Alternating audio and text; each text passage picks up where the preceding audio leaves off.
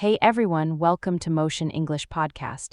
In this episode, we're going to push your English to the next level, not just your listening, but your speaking and quick thinking too. This is a full training session on the habits, phrases, and mindset that separate advanced speakers from everyone else. We'll look at real conversations, useful vocabulary and context, and hands-on practice that trains you to react the way a fluent speaker would. By the time we're done, you'll walk away with practical tools to speak with more confidence, more polish, and more precision in everyday situations. Before we dive in, hit subscribe and turn on notifications so you never miss a new lesson from Motion English Podcast. All right, grab something to write with, get settled, and let's get started. When people think about advanced English, they usually picture fancy vocabulary or strict grammar rules, but that's not really what makes someone sound advanced. What actually matters is how smoothly, accurately, and appropriately you speak, how you adjust your words to fit the moment, your tone, and how quickly you can think and respond in real time. Here's an example. Talking to a friend, you might casually say, "I'm pretty worn out today." In a work setting, you'd probably rephrase that as, "I've been feeling a bit run down after back-to-back meetings." Same basic idea, different delivery, the wording shifts depending on who you're talking to. Let's warm up with a short drill. I'll say a simple sentence and you'll turn it into something a bit more polished. Simple version, "I don't like this idea." Upgraded version, "I have some reservations about this approach." Notice how it sounds more diplomatic and thoughtful while still being easy to follow. Go ahead and repeat it. "I have some reservations about this approach." Nice, one more. Simple, "I don't know." Upgraded, "I couldn't say for sure right now." Try it out loud. "I couldn't say for sure right now." We'll keep coming back to this kind of upgrade throughout the episode. Beyond word choice, advanced English is also about flow. Fluent speakers connect their thoughts using linking words and small conversational phrases that make everything sound joined up and natural. Instead of a flat yes or no, you might hear something like, "Right, I get where you're coming from, but here's how I see it." That kind of response doesn't just reply.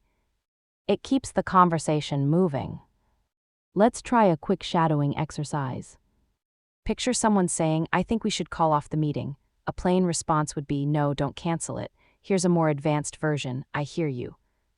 But maybe pushing it back would work better than canceling completely.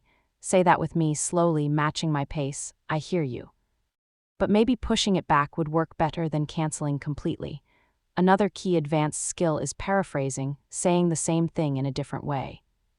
This comes in handy when a word slips your mind or when you simply want to avoid repeating yourself. Let's practice. Original sentence, "She was very happy about the news." A more advanced version, "She was thrilled when she found out." Or, "The news honestly made her day." Now you give it a try. Paraphrasing is also great for showing someone you followed what they said. If a coworker tells you, "I'm worried we won't finish this in time," you could respond, "So you're thinking we might end up missing the deadline?" This kind of reply confirms understanding and keeps things flowing naturally. Now let's do a vocabulary swap drill. I'll give you an everyday word and you'll think of a stronger alternative, but remember, it still needs to sound natural in context. Ready? Everyday word: big, stronger options: huge, substantial, considerable. Everyday word: small, stronger options: tiny, minor, negligible. Everyday word: help, stronger options: assist, support, aid. Here's how it works in a sentence. Simple, "Can you help me with this?" Upgraded, "Would you be able to assist me with this?" Now try it yourself. Tone and politeness matter just as much as vocabulary. In English, how you phrase something can carry as much weight as what you're actually saying. "Close the window" gets the point across, but it can sound blunt.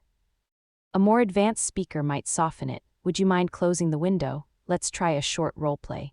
Imagine you're in a meeting and need to push back on someone's idea without sounding harsh. Instead of "You're wrong," try, "I understand your point, but I'm seeing it a bit differently." Or, "That's a fair point. But maybe we should also think about another option." Practice saying both of these, keeping your tone calm and respectful. One last thing before we move on: advanced English isn't about talking fast. It's about being clear, confident, and precise. A lot of learners assume rushing their words makes them sound more fluent, but it usually has the opposite effect. Fluent speakers actually slow down where it counts. They pause, stress keywords, and use rhythm to make their meaning land. We'll be working on that natural pacing throughout this episode.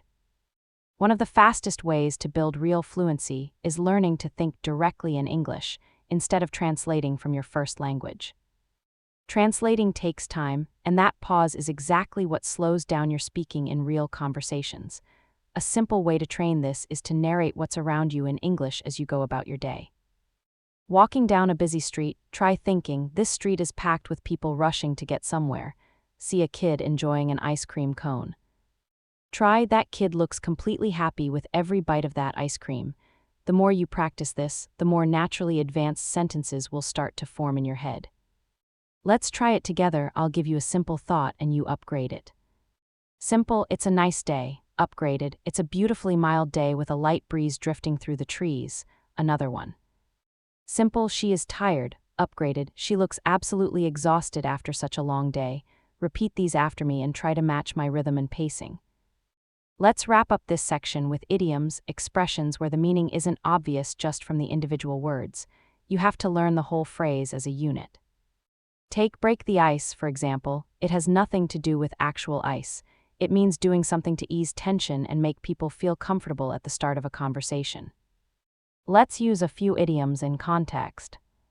Repeat after me. "I cracked a joke to break the ice when the meeting started." We might need to sweeten the deal a bit before the client says yes, after all that effort. Their proposal finally hit the mark.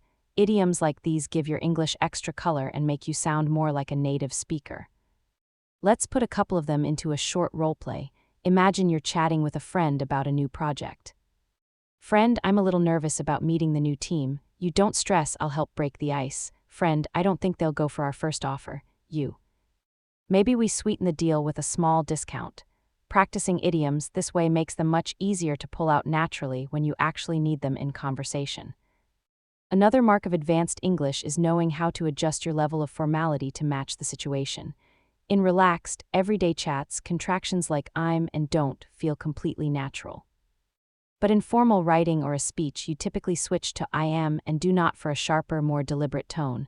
Let's compare the two. Casual, "I'm happy to help." Formal, "I am glad to be of assistance." Casual, "We don't have enough time." Formal, "We do not have sufficient time." Say each pair after me and notice how the tone shifts. It's also worth paying attention to collocations, words that naturally pair together in English. We make a decision, not do a decision. We talk about heavy rain, not strong rain. Getting collocations right instantly makes your speech sound more native. Let's upgrade a few sentences using natural word pairings. Basic, "She gave a speech." Advanced, "She delivered a powerful speech." Basic, "I'm very hungry." Advanced, "I'm absolutely starving." Basic, "The company made changes." Advanced, "The company rolled out major changes." Repeat each pair after me. Next, let's talk about softening language, phrases that make what you say feel less blunt. This matters a lot in English, where politeness and tact go a long way. Rather than saying "this is wrong," you might say, "I'm not fully convinced this is correct." Instead of "you should do this," try, "You might want to consider this." These little shifts make you sound far more polished and considerate. Let's practice softening a few direct statements. Direct, "I can't help you with that." Softened, "I'm afraid that's not something I'll be able to help with." Direct, "You are late." Softened, "Looks like you got here a bit later than planned." Repeat the softened versions after me. Shadowing is another great tool for building fluency. It means listening to a phrase and repeating it right away, matching the pronunciation, intonation, and rhythm as closely as you can. Let's try it with a short passage. Repeat each part immediately after I say it. Over time, I've realized that small shifts in how I speak can really change how well people understand me. When I choose my words carefully and pause in the right places, my message comes across clearer and more convincing. That's exactly the kind of skill we're building together in this lesson. Great work. Now let's upgrade some adjectives and adverbs. Instead of very good, try excellent or outstanding. Instead of very bad, try terrible or awful. Instead of very fast, try rapidly or swiftly. Let's turn this into a quick game. I'll give you a sentence with very, and you'll swap it for something stronger. The view is very beautiful. Your upgrade might be, the view is breathtaking. He runs very fast. Your upgrade, he runs incredibly quickly. Keep in mind, fluency isn't only about speaking, it's also about listening closely enough to respond naturally. Make a habit of listening to podcasts, interviews, and movies in English, paying attention to how speakers pause, stress certain words, and choose subtle vocabulary. Whenever a phrase catches your ear, jot it down and practice it until it feels like your own. One of the clearest signs of advanced English is a feel for nuance, that subtle shade of meaning that shapes how your words land. Nuance is what lets a fluent speaker say, "I'd rather not" instead of a flat "I don't want to," or "I hear what you're saying" instead of simply "you're right." These small variations carry real emotional weight, letting you sound more tactful, professional, or warm depending on the moment. Let's practice turning a direct line into something more nuanced.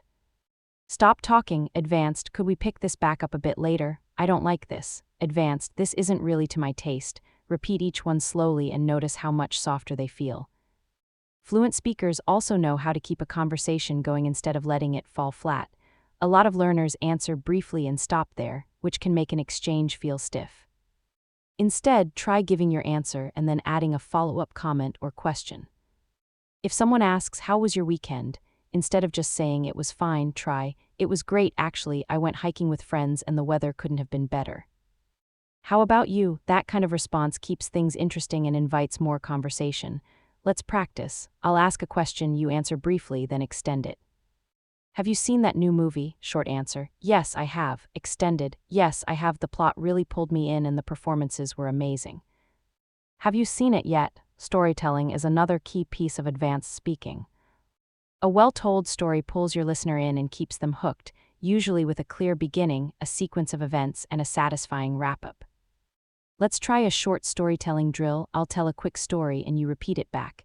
This past Saturday, I wandered into a little cafe I'd never visited before. The moment I walked in, the smell of fresh bread hit me instantly. I ordered a cappuccino and the barista handed it over with a warm smile. Honestly, it might have been one of the best cups of coffee I've ever tasted. Now try telling that same story back in your own words, keeping the same flow and detail. To sound more advanced, you'll also want to connect your ideas smoothly using linking words, things like however, therefore, on the other hand, as a result, and meanwhile. Take this basic example, I studied hard. I passed the exam. Advanced, I studied hard and as a result I passed the exam. Another one, I wanted to go for a walk. It started raining. Advanced, I wanted to go for a walk, however it started raining. Repeat these, paying attention to the rhythm the connectors create. Cutting out filler words like and you know is another way to sound more confident. A short pause works far better than a filler sound, and instead of you know, you could use something like what I mean is or well, used sparingly. Compare these: basic, I think we should, wait until tomorrow. Advanced, I think we should wait until tomorrow. Hear how much stronger it sounds without the fillers. Let's also build up your active vocabulary. Advanced speakers don't just know more words, they know exactly when to use them. Instead of get better, you could say improve, progress, or enhance, depending on context. Instead of fix, you might say repair, restore, or resolve. Quick drill, we need to fix this problem. Advanced, we need to resolve this issue. I want to get better at cooking. Advanced, I want to improve my cooking skills. She's making her English better every day. Advanced, she's sharpening her English day by day. Repeat each one after me. Knowing how to interrupt politely is another handy skill, especially in meetings or group conversations. Bluntly saying, "Wait, I want to say something," can come across as rude. Instead, an advanced speaker might say, "Sorry to jump in, but could I add something here?" Or "If I could just come in for a second, I think." Practice these with me. Sorry to jump in. But could I add something here? If I could just come in for a moment, I'd like to mention. These phrases let you join the conversation without seeming pushy. Let's also work on summarizing, another valuable communication skill. If a friend tells you a long story, summarizing what you heard shows you were really listening. Say they spend 2 minutes venting about a rough week at work, you might respond, "Sounds like things have been really hectic for you lately." That kind of response proves you followed along and understood the point. Let's give it a try. I'll read a short passage and you summarize it. I've been staying late at the office all week trying to wrap up a big project. My manager keeps piling on new tasks and I barely got any sleep. Summary: so you've been swamped with work and running on very little rest. Now you give it a shot. To wrap things up, remember that advanced fluency doesn't happen overnight. It comes from steady practice, careful listening, and a willingness to experiment with language. Every conversation is a chance to sharpen your pronunciation, grow your vocabulary, and build your confidence. Think of it like training a muscle. The more consistently you use it, the stronger it gets. One skill that can really boost your advanced fluency is learning to use emphasis with intention. Emphasis isn't just about getting louder, it's about choosing which word carries the most weight so your listener catches exactly what you mean. Take this sentence, I didn't say she stole the money. Depending on which word you stress, the meaning shifts completely. Try it with me. Stress on I didn't say she stole the money, implying someone else made that claim. Stress on didn't, I didn't say she stole the money, meaning you're flatly denying it. That small shift in stress can completely change what people understand. Let's run through a couple more examples like this. Advanced English also comes alive through descriptive language, painting a picture with your words instead of stating the bare facts. Instead of I had dinner, you might say, I treated myself to a warm bowl of pasta with fresh basil and melted cheese on top. Instead of it was raining, try, rain came down in silvery streaks. Tapping gently against the glass. Let's practice turning plain sentences into something more vivid. Basic, I went for a walk. Advanced, I wandered through the quiet streets taking in the cool evening air. Basic, she laughed. Advanced, she let out a warm, genuine laugh that lit up her whole face. Intonation, the rise and fall of your voice, is another piece of the puzzle. It adds emotion and helps your meaning land clearly. When you ask a yes or no question, your voice typically rises at the end, are you coming? But in a plain statement, it usually falls a little, I'm coming. Let's practice this contrast together. Repeat after me, would you like to join us for dinner? Then, I'd love to join you for dinner. Notice how the melody of your voice completely changes the feel of each sentence. Let's also work on giving fuller answers. If someone asks, how are you? The automatic reply is usually just I'm fine, but a more advanced speaker tends to add a bit more. For example, I'm doing well, thanks. I've been tackling a new project at work and it's been challenging but exciting. Try answering my next question with more than a single sentence.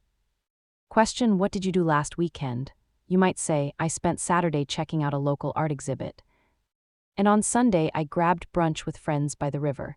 Conversational balance matters too, not dominating the exchange, but not fading into silence either. Advanced speakers keep things moving by asking follow-up questions that show real interest. If someone tells you, I went to Paris last month, you could respond, that sounds incredible, what was the highlight of the trip? It keeps the conversation flowing and makes the other person feel heard. Let's practice, I'll share something and you ask a follow-up. Statement, I've started learning how to play the guitar. A good follow-up might be, nice. What kind of music are you hoping to play? Pronunciation clarity matters as well, but advanced English isn't about sounding overly precise or robotic. It's about finding a natural, clear rhythm. Try shadowing these lines with me, first slowly, then a bit faster. Clarity comes from practice. Not from rushing, every word I say is meant to reach the listener. A pause gives my words room to be understood. Another useful technique is reformulating questions, repeating the question back in your own words before answering. If someone asks, how do you deal with stress? You might open with, how do I handle stress? Well, I usually go for long walks and listen to calming music. This buys you a second to think and makes your response feel more put together. Let's try question, what's your favorite way to spend a holiday? You could begin, my favorite way to spend a holiday. I love exploring new cities and trying the local food. Metaphors and analogies can also make your speech more memorable. Instead of saying, learning English is difficult, you might say, learning English is a bit like growing a garden, it takes patience, care, and time before you see results. Let's build a few together. Topic, improving your speaking skills. You might say, improving your speaking is like training for a marathon, you build strength little by little. And finally, confidence is a huge part of fluency. You could have flawless grammar and vocabulary, but if you speak too quietly or hesitate constantly, your message loses its punch. Confidence grows through practice and through accepting that mistakes are simply part of learning. Every fluent speaker was once a beginner who stumbled along the way. The difference is they kept showing up. So as we continue, speak boldly, repeat often, and enjoy the process of sharpening your English. Let's talk about what I like to call precision phrases, short expressions that get your point across cleanly, without extra clutter. These aren't just word swaps, they're compact sentence patterns that make you sound sharp and self-assured. Instead of "I need more time to think about this," you might say, "Let me mull this over for a moment." Instead of "That's not true," you could say, "I'm afraid that's not quite accurate." Phrases like these give you more control over your tone and come across as more professional. Let's try it. I'll give the basic version, you repeat the upgrade after me. I don't know becomes "I'm not entirely sure." I don't agree becomes "I look at it a bit differently." Advanced English also means learning to give fuller, more detailed answers instead of one-liners. If someone asks, "Why do you enjoy reading?" a basic reply might be, "It's relaxing." A more developed answer could be, "It's relaxing and it also lets me pick up new perspectives, escape into other worlds, and build my vocabulary along the way." Tossing in 2 or 3 extra details makes your answer feel richer. Let's practice. I'll ask, and you give more than one reason. Question: why do you like living in your city? You might say, "I like it here because it feels safe, the community is welcoming, and there's no shortage of parks and cultural events." Handling misunderstandings gracefully is another useful skill. When someone misreads what you meant, rather than bluntly saying, "That's not what I said," you could try, "Let me clarify what I meant," or "I think there might be a bit of a mix-up. What I was actually trying to say is." This clears things up without making the conversation feel tense. Repeat these with me, keeping your tone calm. Let me clarify what I meant. I think there might have been a misunderstanding. What I was actually trying to say is. Discourse markers are worth mastering. 2 small words that help organize your speech and hint at your attitude. Words like "well," "actually," "frankly," "in fact," "to be honest," and "overall" can soften or introduce a point. For instance, "Well, I think we should try a different approach," feels gentler than jumping straight into "we should try a different approach." Let's drill this. I'll give a sentence. You add a discourse marker at the start. Sentence: I believe we should start early. Advanced: well, I believe we should start early. Sentence: I like this idea. Advanced: actually, I really like this idea. Varying your sentence length is another mark of advanced speech, mixing short, punchy sentences with longer, detail-rich ones. You might say, "The meeting went well," then follow up with, "We covered several key updates, including the new product launch, some budget changes, and team assignments." The short sentence grabs attention and the longer one fills in the details. Let's practice expanding a basic answer. Basic: the trip was fun. Expanded: the trip was fun. We hit 3 different cities, tried some amazing local food, and met some really interesting people along the way. Shifting your register, moving comfortably between formal and casual speech, is another advanced habit worth building, since fluent speakers naturally adapt to whoever they're talking to. Let's compare a few. Casual: I'm gonna grab a coffee. Formal: I'm going to get a coffee. Casual: can you help me out? Formal: would you be able to assist me? Repeat both versions and notice how the tone shifts. Active listening is also worth practicing, showing the speaker you're engaged through small verbal cues like "right," "I see," "exactly," or "that's true," along with the occasional follow-up. Question: these little signals keep a conversation alive.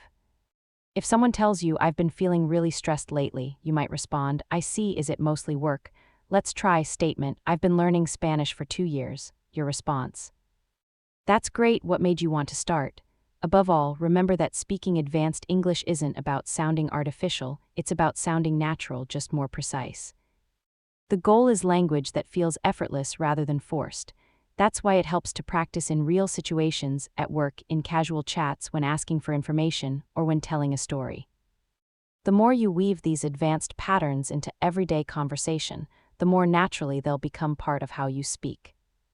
Every time you reach for a more precise phrase, add a bit of extra detail, or connect your ideas smoothly, you're moving one step closer to true fluency.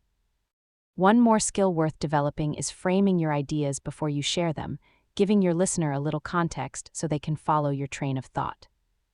Instead of jumping straight into "we need to change the plan," you could say, "Given the recent updates, I think we might need to adjust the plan." It softens the statement and makes it sound more considered. Let's practice. Basic: this is a good idea. Framed: from where I'm standing, this seems like a solid idea. Basic: we can't finish today. framed, given the time we have left. We probably won't finish today. Finally, let's look at speculation language, phrases you can use when you're not completely certain but still want to share your thinking. Expressions like "it seems that," "I would imagine," "there's a chance that," and "it's likely that" let you offer an idea without sounding overly definite. For example, "it seems the weather might clear up by the weekend," feels more balanced than a flat "the weather will improve." Let's practice. Basic, "they will be late." Advanced, "it's likely they'll be running late." Basic, "she's not interested." Advanced, "it seems she's not all that interested." Another great way to sharpen your speaking is by adding emotional color to your sentences, choosing words that reveal not just what happened, but how it felt. "He spoke about the project" is purely factual, but "he spoke passionately about the project" tells you something about his feelings. In the same way, "she answered" becomes "she answered hesitantly" if you want to capture a sense of doubt. Let's practice. Plain, "they accepted the offer." Colored, "they eagerly accepted the offer." Plain, "he walked into the room." Colored, "he walked confidently into the room." Contrast structures are also worth building into your speech, sentences that show two sides of the same idea. Advanced speakers use these to add depth to their points. For example, "I love living in the city, though I sometimes miss the quiet of the countryside," or "this option is cheaper, but it might not be quite as dependable." Let's practice. Idea, "I like my job." Contrast, "I like my job, but it can get stressful sometimes." Idea, "the weather is nice." Contrast, "the weather's nice, although it's a little windy." Forward planning within a conversation is another advanced habit, giving your listener a heads up about where you're headed next to keep them engaged. You might say, "I'll start with the main challenges we ran into and then move on to some possible solutions," or "let me give you some background first, and then we'll dig into the details." This works well in both casual chats and professional settings. Let's practice. Basic, "let's talk about the trip." Planned, "first I'll walk you through how we planned the trip. Then I'll tell you what actually happened once we got there." Relative clauses are another tool for building richer, more detailed sentences. Instead of saying, "The man is my neighbor, he's wearing a blue shirt," you could combine them, "The man who's wearing the blue shirt is my neighbor." Let's try a couple. Basic, "the book is interesting, it's on the table." Advanced, "the book that's sitting on the table is interesting." Basic, "the woman is a doctor. She lives next door." Advanced, "the woman who lives next door is a doctor." Handling interruptions gracefully is another mark of fluency. If someone cuts in while you're speaking, you can pause politely and pick back up using phrases like "as I was saying," "if I could just finish my thought," or "let me get back to what I was explaining." Let's practice. "As I was saying." We still need more information. "If I could just finish my point, the plan is to launch next month." Echoing, repeating part of what someone just said is another way to show genuine interest or confirm you understood. If a friend tells you, "I'm moving to another country," you might respond, "Moving abroad, that's exciting." It makes the exchange feel livelier. Let's try. Statement, "I just got promoted." Echo, "you got promoted." Congratulations. Statement, "I'm learning how to cook." Echo, "learning to cook, that's great." Before we move on, keep in mind that advanced English really comes down to awareness of your tone, your word choices, the rhythm of your speech, and how your words land on the other person. Every conversation is a chance to fine-tune these habits. The more you put them into practice with coworkers, friends, or even on your own, the more naturally they'll come to you. Cause and effect language is another key building block. It connects not just what happened, but why, helping your listener follow your reasoning. Rather than simply saying, "I missed the train," you could say, "I missed the train because the meeting ran long," or "I ended up arriving late due to heavy traffic." Small connecting words like "because," "as a result," "therefore," and "due to" make your speech feel more complete. Let's practice. Basic, "I couldn't go to the party." Advanced, "I couldn't go to the party because I wasn't feeling well." Basic, "we sold more products." Advanced, "we sold more products as a result of the new marketing campaign." Persuasive language is also worth developing, phrases that let you influence someone's opinion respectfully. Think, "I strongly believe," "it's worth considering," or one option might be. These make your suggestions sound confident without being pushy. Let's practice. Basic, "you should try this." Advanced, "it's worth giving this approach a try." Basic, "we must start now." Advanced, "I really think we should get started right away." Another advanced habit is reframing, turning something negative into a more constructive statement. Instead of "this problem is too big," you might say, "This is a tough problem, but it's a chance to find a creative solution." Instead of "I'm not good at this," try "I'm still learning." And "I'm getting a little better each time. Let's practice." Negative, "We don't have enough time." Reframed, "We're a bit short on time, so let's focus on what matters most." Negative, "I made a mistake." Reframed, "I picked up something valuable from that mistake." Emphasis structures are another handy pattern, special sentence forms that highlight your main idea. For example, "What I really need is more practice," or "The thing that matters most here is communication. Let's practice." Basic, "I need more time." Emphasis, "What I really need is more time." Basic, "I like this part best." Emphasis, "The part I like most is this one." Linking backward is another useful skill, tying your next comment to something the other person just said. If someone mentions, "I had a hard time finding the place," you might respond, speaking of getting lost, "I once wandered around a huge city for an hour looking for my hotel." It keeps the exchange feeling connected. Let's practice. Statement, "I love trying new foods." Linked reply, speaking of new foods, "I recently tried a dish I'd never even heard of before." Conditional sentences, the if statements, add flexibility and depth to your speech, letting you talk about possibilities. For example, "If I had more free time, I'd love to learn another language," or "If you heat water to 100 degrees, it boils." Let's practice. Basic, "I'll call you tomorrow." Conditional, "If I get some free time tomorrow, I'll give you a call." Basic, "We will be late." Conditional, "If we don't leave soon." We're going to be late. Building strong summarizing skills is also important, especially in meetings, presentations, or long stories. Phrases like "so," "in short," "to sum up," or "in conclusion" signal that you're wrapping things up. Let's practice. Long version, "We've spent the whole week testing the new system, fixing bugs, and training the team on the updates." Summary, "So, in short." It's been a productive week. Keep in mind that advanced fluency is built layer by layer. You won't master everything at once, but the more you practice cause and effect, persuasion, reframing, emphasis, linking, conditionals, summarizing, the more natural these patterns will feel. The goal isn't memorizing perfect sentences, it's building a large enough toolkit that the right phrase comes out automatically when you need it. Adding qualifiers is another sign of genuinely advanced English, words, or phrases that make your statements more precise and realistic. Think "generally speaking," "to some extent," "in most cases," or "for the most part." Instead of "this method works," you could say, "This method generally works in most situations." Instead of "she's right," try "she's mostly right, though there are a few exceptions." Let's practice. Basic, "I agree with you." Qualified, "I mostly agree with you, though I see it a little differently." Basic, "It's easy." Qualified, "It's fairly easy once you get the basics down." Strong agreement and disagreement skills matter too. Rather than a flat "I agree" or "I disagree," richer expressions make your response more engaging. For agreement, "I couldn't agree more, that's exactly how I see it," or "We're totally on the same page." For polite disagreement, "I get where you're coming from, but I see it a bit differently," or "That's an interesting take, though I'm not fully convinced." Let's practice. "I couldn't agree more, that's exactly how I see it. I see your point, but I have a different view."